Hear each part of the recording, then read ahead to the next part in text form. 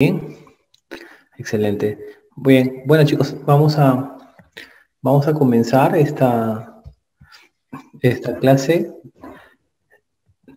Bueno, los temas de baja rentabilidad en ginecología. Bueno, soy el doctor Bendezú Gallardo Rafael, ginecólogo oncólogo, y vamos a comenzar con los temas de baja rentabilidad. Muy bien, aquí están los temas de baja rentabilidad. Que son los que en el históricos los menos preguntados, ¿no? Pero no por ello los menos importantes, porque la tendencia tiende a cambiar año tras año, así que hay que estar preparado conociendo todos los temas. Muy bien, vamos a comenzar con este tema que es importante, hemorragia uterina normal, que tiene también mucho que ver con patología uterina, ¿no? Que es en realidad uno de los temas más preguntados en los diferentes exámenes.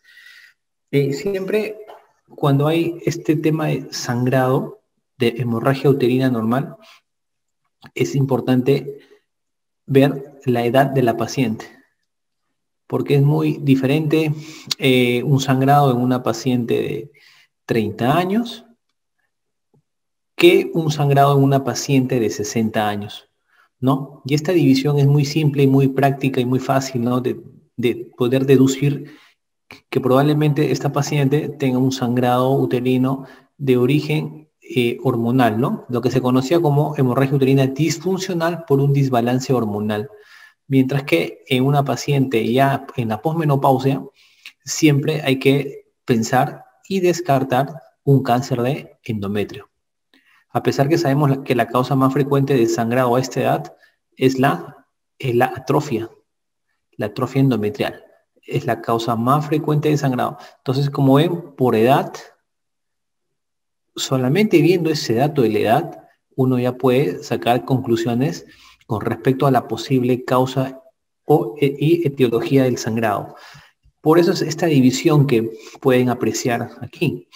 La infancia, el prepuber, la adolescencia, la edad reproductiva, la perimenopausia y la posmenopausia. ¿Sí? Lo que más se pregunta siempre es en la posmenopausia. Paciente de 60 años que viene con sangrado uterino anormal. Se llama sangrado uterino anormal porque no está dentro de los parámetros de normalidad. Se sabe que el sangrado, el ciclo menstrual normal es entre 21 a 35 días. Según una clasificación más actual, va entre 24 a 38 días, ¿no? De normalidad. Sabemos que cuando es menos de 21 días, se conoce como polimenorrea. Mayor de 35 o 38 días, se conoce como oligomenorrea, ¿no? Términos eh, prácticos que se utilizan para definir estos ciclos intervalos menstruales, cuando son cortos o cuando son largos. Aproximadamente el sangrado por ciclo menstrual es 80 cc, ¿no? Cuando es mayor a este sangrado, lo conocemos como menorragia. ¿Bien? La duración se dice que es entre 2 a 8 días, ¿no? Y cuando pasaba de este tiempo, se le conocía como polimenorragia.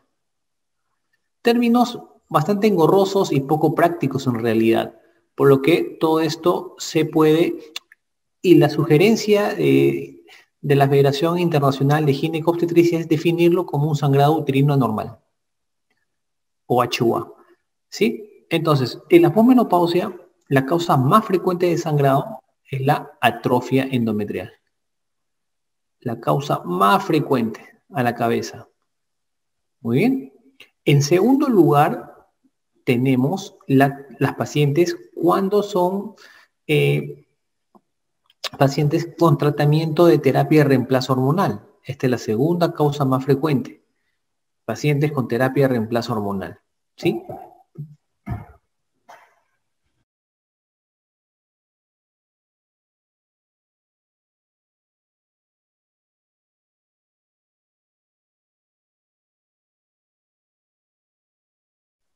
Bien, pero la causa que uno tiene que estudiar y que tiene que descartar, lo primero que tienes que descartar en la posmenopausia, a pesar de que no es la causa más frecuente de sangrado en esa etapa de la vida, pero lo que tienes que descartar siempre es el cáncer de endometrio.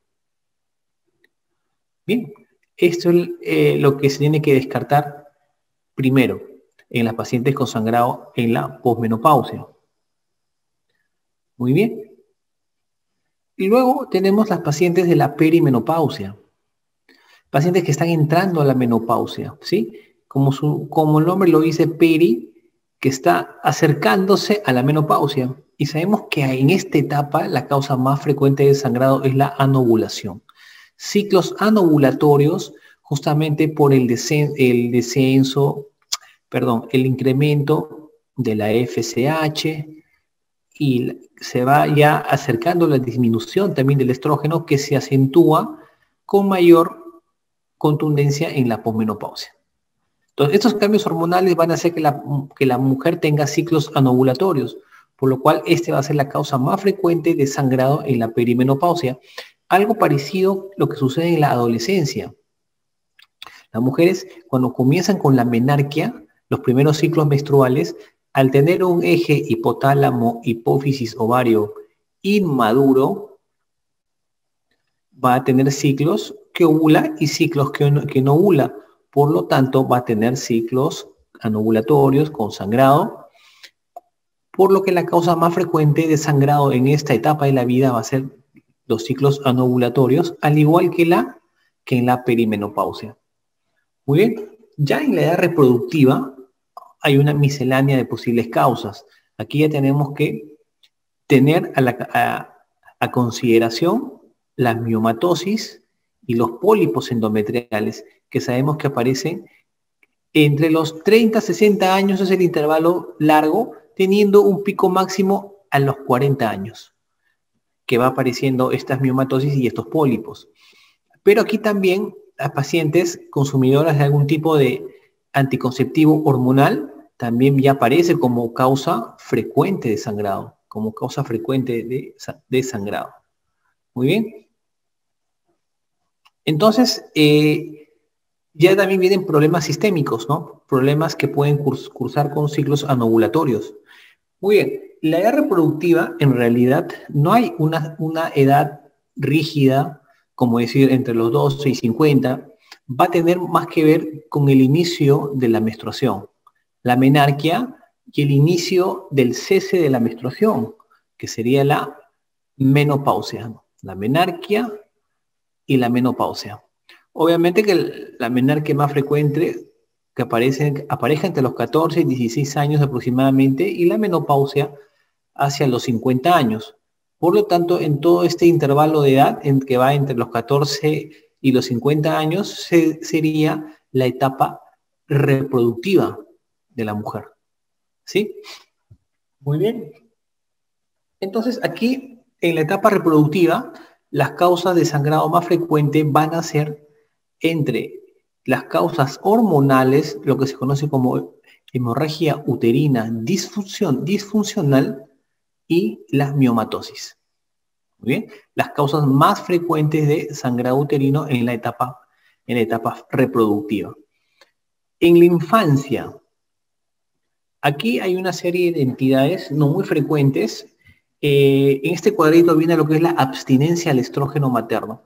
Recuerden que la madre puede pasar en el embarazo mismo, estrógenos, ¿no? Por la barrera placentaria y llegar al producto.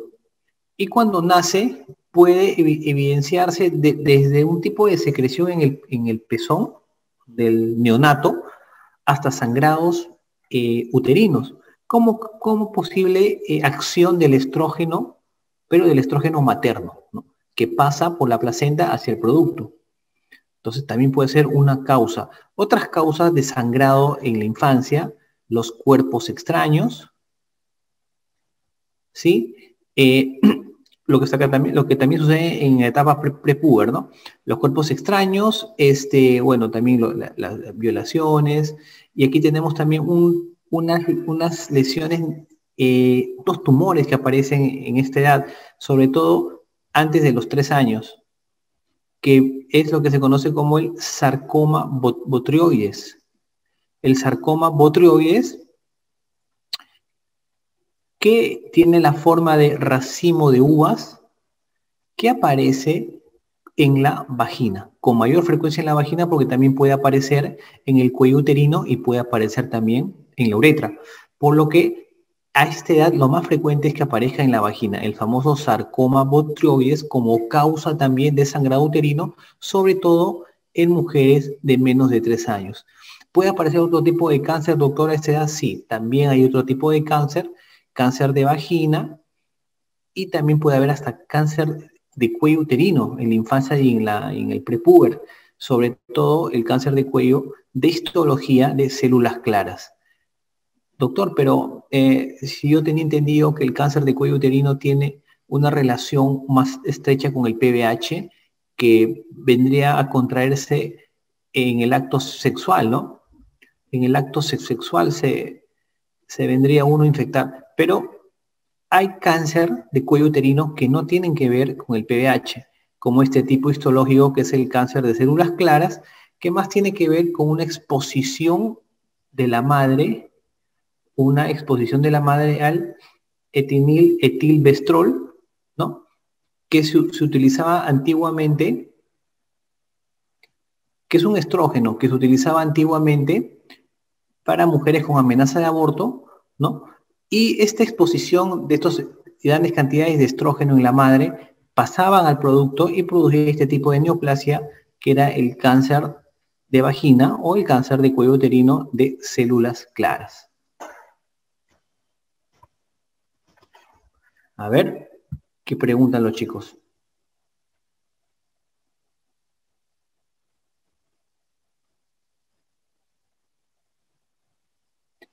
Bueno, sí, en la etapa reproductiva sería todo lo que es hormonal, ¿no?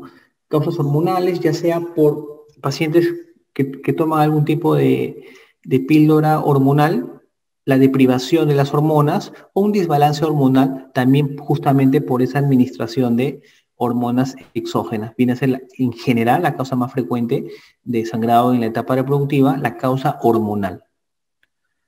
Bien, aquí vemos una clasificación un poco antigua, ya, de lo que es la hemorragia uterina. La clasificación más actual es la que les mencioné en la diapositiva anterior, ¿no? El famoso sangrado uterino anormal con los conceptos que ya les mencioné anteriormente, ¿no? Estos son conceptos un poquito antiguos, en el cual la hemorragia crónica se consideraba mayor a 6 meses, mientras que la hemorragia aguda, un sangrado severo que producía una descompensación hemodinámica, ¿no? Y que requería de atención inmediata. Esos eran los grandes conceptos de hemorragia crónica y hemorragia aguda, ¿no? Entonces, el sangrado uterino normal es aquel sangrado que no cumple las reglas de duración en intervalo, en cantidad de un ciclo menstrual normal, ¿no? Que fue lo que les expliqué anteriormente en la diapositiva que ya pasamos. Esta clasificación es de la Federación Internacional de Ginecobstetricia, en la cual plantea una memotecnia bastante interesante para definir los dos grandes grupos de causas de sangrado uterino anormal, HUA, y lo divide en PAL, que serían todas las causas anatómicas o estructurales. PAL vendría a ser la palma de la mano, ¿sí? Como vemos en el dibujo. Mientras que Cohen vendría a ser las causas no anatómicas. ¿Qué vendría a ser su traducción al castellano? Moneda. Entonces, la palma, causas anatómicas, y el Cohen, moneda, las causas no anatómicas o no estructurales. Entonces, dentro de las causas estructurales, el PAL, cada letra significa una causa de sangrado. Por ejemplo, P, pólipo endometrial, A de adenomiosis, L de leiomioma y M de malignidad. Entiéndase aquí todo lo que es cáncer y lo que son las hiperplasias. Mientras que las causas no estructurales, viene acá lo que es la coagulopatía, C de coagulopatía, O de disfunción ovárica, E de causa endometrial, I de iatrogénica y N de causa no clasificada. Vamos a detallarlo a continuación. El pólipo puede ser tanto cervical como endometrial. Estos pólipos son tumoraciones o protrusiones del endometrio de etiología benigna, ¿sí? De etiología benigna. Entonces, son crecimientos, los pólipos cervicales, ¿no? Del estroma endocervical, o sea, de la cavidad que recubre la parte interna, la capa que recubre la parte interna del útero, y que es como una protrusión hacia la parte del cérvix, de tal manera que uno cuando coloca espéculo puede ver que a nivel del cuello protruye, como en esta imagen de acá, que vemos aquí, este es el cuello uterino, cómo protruye este pólipo. Tiene un pedículo y sale esta tumoración polipoidea de superficie lisa, como vemos también en este dibujo. Este es un pólipo cervical. Y el diagnóstico diferencial más importante aquí sería descartar un cáncer de cuello uterino. Son tumoraciones vascularizadas, tienen aspecto de tumoración rosa lisa y el tamaño varía entre 2 y 3 centímetros. No suelen ser tan grandes estas lesiones polipoideas. Mientras que los pólipos endometriales también son protrusiones de tejido endometrial, que sabemos que es la capa que recubre la parte interna del útero, constituido por endometrio hiperplásico. Son más frecuentes la variedad quística, vale decir que estos pólipos se van a asociar a áreas quísticas, vale decir como globitos de agua. Muy bien, como vemos en esta imagen de acá, estas protrusiones, algunas polipoideas, otras pueden ser sésiles, ¿no? Que van ocupando la cavidad endometrial y son causa importante de sangrado uterino anormal. Pólipos endometriales y los pólipos cervicales. Estos pólipos endometriales tienen una posibilidad de degenerar en un cáncer de endometrio menor al 2%.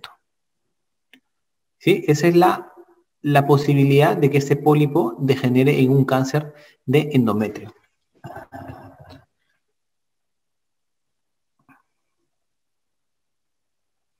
Muy bien. Uno sería una diferencia entre un mioma y un pólipo. Bien, quiero diferenciar entre uno y otro. ¿Cómo hago, doctor? Bien. Definitivamente, en esta pregunta la respuesta es un poquito sencilla, ¿no? Al final, el que te va a diferenciar al 100% es el anatomopatólogo. Cuando sacas la tumoración y lo mandas al patólogo, el anatomopatólogo te va a dar el diagnóstico histológico preciso y te va a definir si se trataba de un pólipo o si se trataba de un mioma. Pero también hay algunas características clínicas que tú puedes utilizar para diferenciar. El mioma suele ser de mayor tamaño, mientras que el pólipo suele ser más pequeño. La superficie del pólipo suele ser una superficie lisa, ¿no? Y con algunas áreas quísticas también, mientras que la miomatosis no suele ser un área tan lisa, ¿sí? Y bueno, y otra característica es que los miomas tienden a ser múltiples.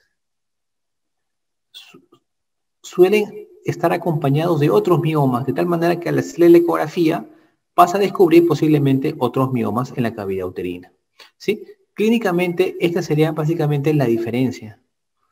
Los pólipos son más fáciles de torcer y sacarlo, mientras que los miomas van a tener cierta dificultad mayor por el grosor y el tamaño.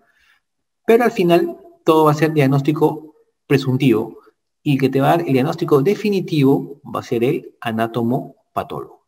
¿Sí? Muy bien. Ahora, del PAN también está la adenomiosis, que me parece que no está en esta diapositiva. No nos olvidemos de la adenomiosis. ¿Qué es la adenomiosis? ¿Quién me podría decir qué es la adenomiosis? ¿Alguna idea? ¿Alguien quiere dar una opinión al respecto de qué es una adenomiosis? A ver, vamos a ver qué dice. Daniela dice, endometrio en el miometrio. Así de simple, ¿no? Práctico, básico. ¿Qué dice Edgar? Dice tejido endometrial en el espesor del miometrio. Dos definiciones iguales, ¿no? Diferente manera de responderlo, pero al final es lo mismo, lo que dicen ambos es válido, ¿no? Así es. Pero siendo un poco más fino, es tejido endometrial funcionante, ¿no? Como lo que se define la endometriosis. ¿Qué es la endometriosis? La presencia de tejido endometrial ectópico, ¿no? O sea, fuera de la cavidad uterina, tejido endometrial funcionante, ¿no? Porque ese tejido endometrial va a producir prostaglandinas, por eso que produce dolor en la endometriosis. Y en la adenomiosis es algo parecido, ¿no? La presencia de tejido endometrial en el miometrio, ¿no? Como bien dicen los doctores. Obviamente que esta adenomiosis va a tener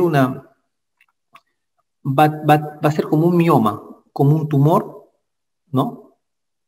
Una tumoración, pero que a diferencia del mioma es una tumoración clínicamente más blanda, mientras que los miomas suelen ser un poquito más sólidos. Cuando uno palpa un útero con un adenomioma, se percibe una superficie bastante blanda. El mioma es como una pelotita de tenis, duro, ¿sí? La adenomiosis, al ser tejido endometrial, en el miometrio, va a tener unas características clínicas importantes. Uno que también va a producir HUA, al igual que el mioma, pero va a haber otra característica que de repente va a hacer que uno se incline más de sospechar una adenomiosis que de sospechar de un mioma, que es que produce dismenorrea. Doctor, pero entonces los miomas no producen dismenorrea. Los miomas sí te pueden producir dismenorrea, pero no es la norma, no es lo frecuente. Los adenomiomas sí tienden a acompañarse con bastante dismenorrea. Al ser un tipo de endometriosis, tiende a tener como característica clínica frecuente la dismenorrea acompañado del HUA. Y obviamente la ecografía transvaginal se va a evidenciar una lesión tumoral en el útero.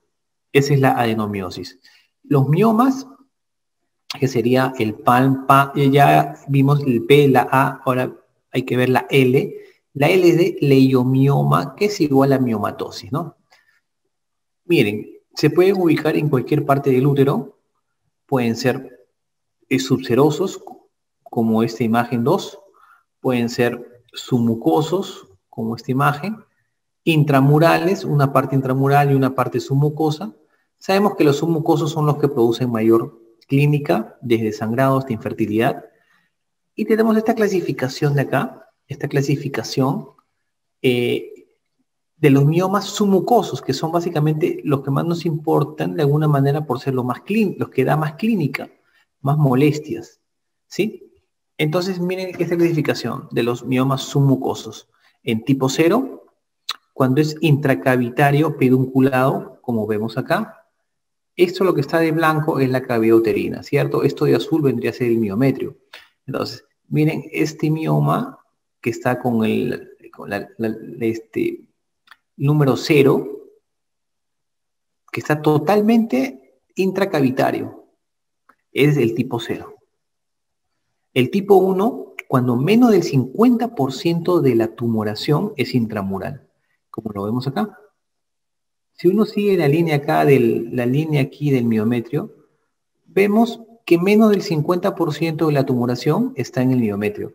Más del 50% de la tumoración es intracavitario. Ese es el tipo 1. Y el tipo 2 sería cuando más del 50%, como vemos en esta imagen, más del 50% es intramural.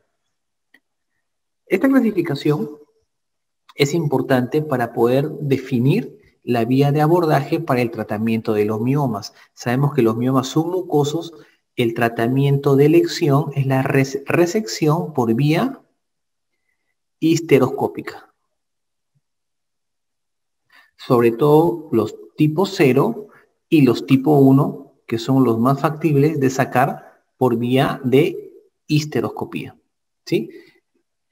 Esto es lo más importante que ustedes deben de saber. Ahora, las demás clasificaciones pueden seguir hasta el número 8. El tipo 3 se define, obviamente ya no son submucosos, ¿no? Sino ya son otros.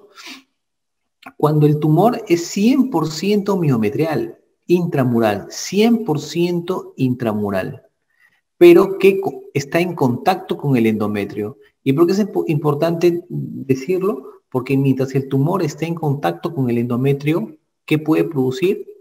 Puede producir HUA. Pero si el tumor, como en el tipo 4, es intramural y no está en contacto con el miometrio, no produce sangrado. ¿Bien? El tipo 5 es cuando es subseroso, el tumor es subseroso, pero más del 50% es intramural. El tipo 6 cuando es subseroso, pero menos del 50% de la tumoración es intramural. 7 es cuando todo el mioma es subseroso, pedunculado. Y 8, aquí abarcarían los otros tipos de mioma. Bien, bueno, entonces eso es básicamente la clasificación de la miomatosis. Muy bien. Tratamiento. ¿Cómo es el tratamiento de la miomatosis? Preservación de la fertilidad o como tratamiento previo a una miomectomía. Acá se debe definir dos cosas bien claras, ¿no? De la paciente. Si la mujer tiene deseo de fertilidad o si la paciente no tiene deseo de fertilidad. Si la paciente no tiene deseo de fertilidad, se le podría ofrecer una histerectomía. ¿Sí? Mientras si la paciente tiene deseo de fertilidad, se le tendría que plantear un tratamiento conservador de la fertilidad, o sea, preservador del útero. Muy bien. ¿Hay tratamientos hormonales para la miomatosis? Se puede dar básicamente tratamiento médico para disminuir el sangrado uterino normal por la miomatosis. Sí, como por ejemplo, se puede dar el famoso ácido tranexámico, que es un antifibrinolítico. Se puede dar también AINES, que también tienen cierta función de disminución del sangrado uterino.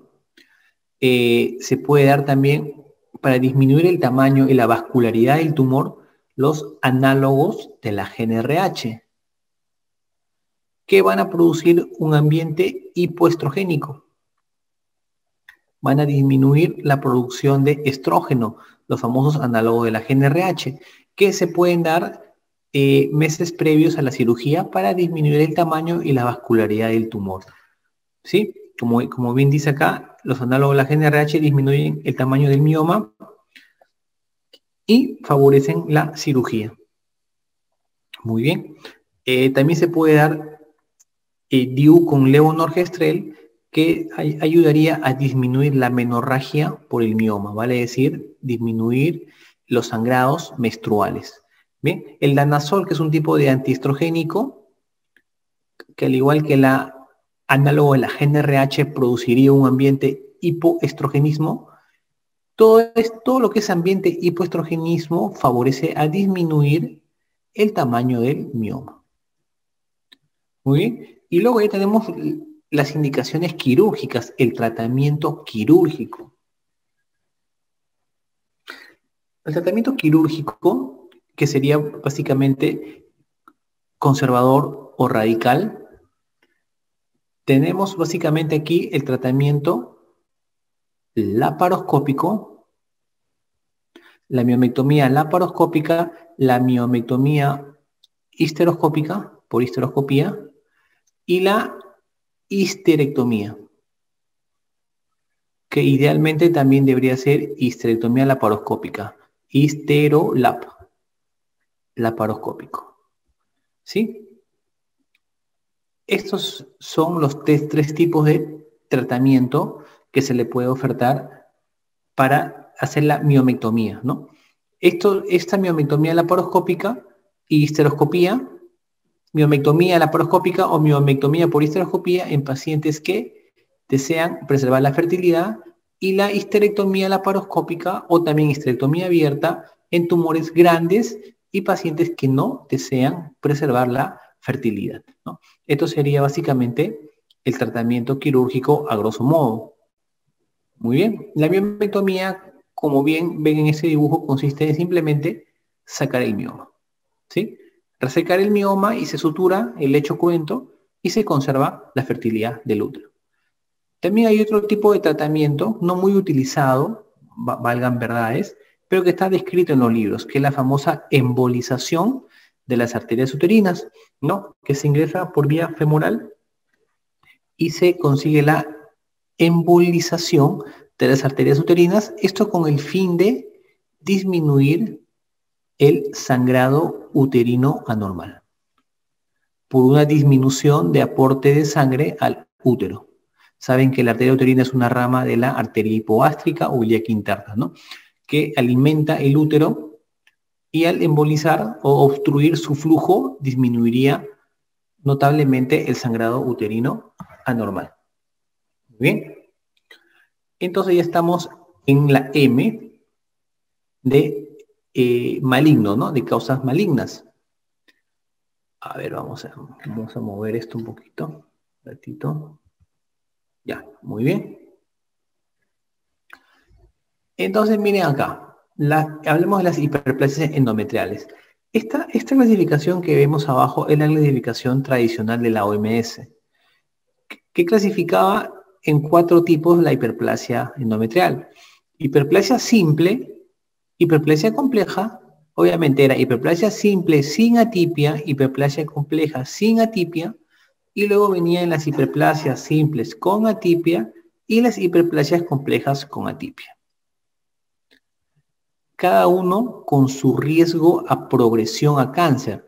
Las hiperplasias simples tenían un riesgo del 1%, las hiperplasias complejas un riesgo de ir a cáncer de un 3%, las hiperplasias simples con atipia un riesgo de ir a cáncer del 8%, y las hiperplasias complejas con atipia un riesgo del 29% de ir a cáncer. Esta clasificación ahora se ha resumido y se ha actualizado en esta nueva clasificación, en la cual se han englobado las hiperplasias complejas, las que realmente tienen riesgo de ir a cáncer, las hiperplasias complejas y atípicas. Estas se han englobado en lo que se conoce como neoplasia endometrioide, o también llamado NIE, neoplasia intraepitelial endometrioide.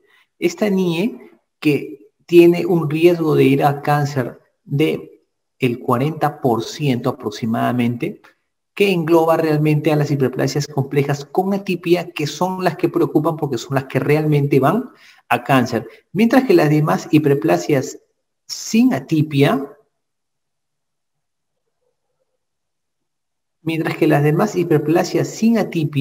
vendrían a ser solamente un engrosamiento debido a un estímulo estrogénico propio de la mujer y no tendrían mayor riesgo o relevancia para cáncer de endometrio. Entonces, estas hiperplasias endometriales solamente se tratarían con terapia hormonal. Mientras que las NIE, que son las que realmente preocupan por la gran probabilidad de ir a un cáncer, deberían ir a un tratamiento quirúrgico que sería la histerectomía. Salvo casos excepcionales que la paciente desea un preservar la fertilidad, se podría tratar con tratamiento hormonal. Obviamente, cuando hablamos de tratamiento hormonal, hablamos de la progesterona. Puede ser dispositivo intrauterino con levonorgestrel, ¿no? En estos casos de pacientes que aún desean conservar la fertilidad. Pero en pacientes que ya no desean conservar la fertilidad, el tratamiento ideal es la histerectomía en estas pacientes con NIE, que engloban las hiperplasias complejas con atipia, ¿no? Y bueno, los carcinomas bien diferenciados. Entonces, esto es importante conocerlo. En las pacientes posmenopáusicas,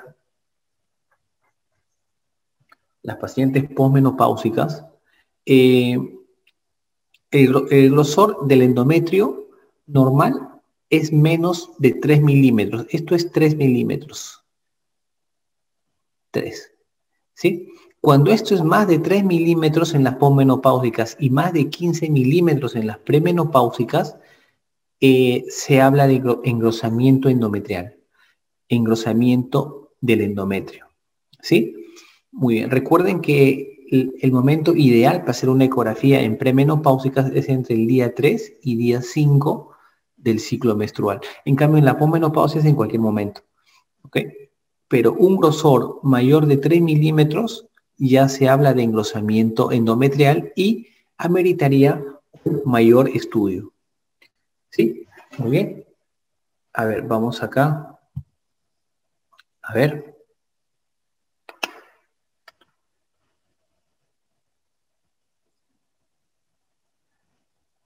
Bueno, en cuanto al tamaño, en realidad va a depender mucho de la pericia del operador. Aunque se menciona de tamaños el punto de 4 a 5 centímetros. Pero en la práctica se pueden sacar tumores de mayor tamaño. Como le digo, mucho va a depender realmente de la pericia del cirujano para poder hacer la miomectomía. Pero estos son valores rígidos que se toman en consideración. Muy bien. Ahora pasamos a las causas no anatómicas o las causas no estructurales. C de coagulopatía.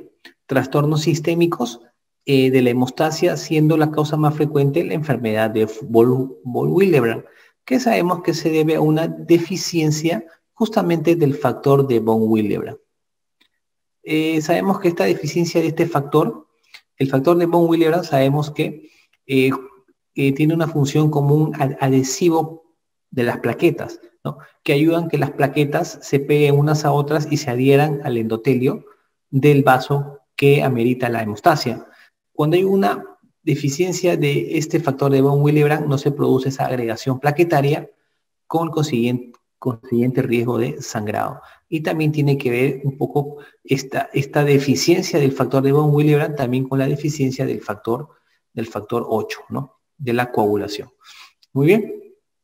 Entonces, esta es la causa más frecuente. Y clínicamente, ¿cómo yo puedo sospechar de eso? Obviamente que en la ecografía transvaginal, que en la eco transvaginal todo esté normal, ¿no? Que no haya miomas, que no haya pólipos y que se evidencie sangrado en diferentes partes del cuerpo, ¿no? Como por ejemplo, equimosis, puede haber epistaxis, sangrado en las encías, ¿no? O antecedentes familiares de síntomas de sangrado, porque estas enfermedades tienen un factor hereditario, ¿sí? Entonces, todas estas pacientes que tienen tendencia a un sangrado espontáneo, a un sangrado fácil, se tiene que sospechar del factor C de von Willebrand, ¿no? Como causa más frecuente de la enfermedad de von Willebrand. Entonces, una paciente que tiene un sangrado uterino normal, pero que tiene antecedentes de sangrado por la nariz, sangrado en las encías, entonces esas pacientes probablemente tengan este problema sistémico de deficiencia del factor de von Willebrand. Bien, la O es de trastornos ovulatorios. La disfunción ovulatoria puede contribuir a la génesis de sangrado uterino normal. Esto quiere decir básicamente ciclos anovulatorios, sin la contraposición del estrógeno. Sabemos que en un ciclo menstrual, ¿no? Uno comienza el primer día, el día 14 de la ovulación y el día 28. En la primera parte, la fase proliferativa, la segunda fase, la fase secretora. Si en la fase proliferativa hay mayor estímulo estrogénico, en la fase secretora, mayor estímulo de progesterona. Entonces acá hay un balance entre el estrógeno y la progesterona. Cuando este endometrio comienza a proliferar y la paciente no tiene ovulación, por lo tanto no se produce una fase secretora, no se produce una producción de progesterona. Entonces, esto es un ciclo anovulatorio y el endometrio se sigue proliferando, se sigue engrosando, produciéndose el consiguiente sangrado. ¿Y en qué entidades vemos los ciclos anovulatorios? Síndrome de ovario poliquístico, hipotiroidismo, pacientes con hiperprolactinemia, el estrés, la obesidad, la anorexia nerviosa y la pérdida de peso. Estas entidades van a presentar ciclos anovulatorios. Por lo tanto, el sangrado va a ser por el factor o categoría O, trastorno de la ovulación. Cuando hablamos de categoría E, hablamos de causas de trastorno primario en el endometrio. Quiere decir un desbalance entre los factores vasoconstrictores y los factores vasodilatadores. Los factores vasoconstrictores, como la endotelina, el tromboxano, van a estar disminuidos, mientras que los factores vasodilatadores que van a favorecer el sangrado van a estar incrementados, como por ejemplo la prostaglandina E2 va a estar incrementado. Entonces, este desbalance entre los factores vasoconstrictores como el tromboxano y el incremento de los factores vasodilatadores como la prostaglandina E2, todos ellos producidos en el endometrio, van a ser el causante del sangrado por causa endometrial. Ahora, la causa iatrogénica, por ejemplo, son intervenciones médicas o dispositivos que causan o contribuyen al sangrado. Por ejemplo, los DIU con levonorgestrel, al ser el levonorgestrel un progestágeno, puede producir una atrofia endometrial, produciendo sangrado endometrial, ¿sí? La terapia de reemplazo hormonal y el uso de anticoagulantes. El uso de anticoagulantes no está dentro de la categoría de coagulopatías, está dentro de la categoría de iatrogénico. Bien, y las causas no clasificadas, tenemos acá las malformaciones arteriovenosas, las hipertrofias miometriales, ¿no? Como causas más frecuentes de las causas no clasificadas de sangrado uterino anormal de causa no estructural. Muy bien. Ahora pasamos a lo que es la endometriosis.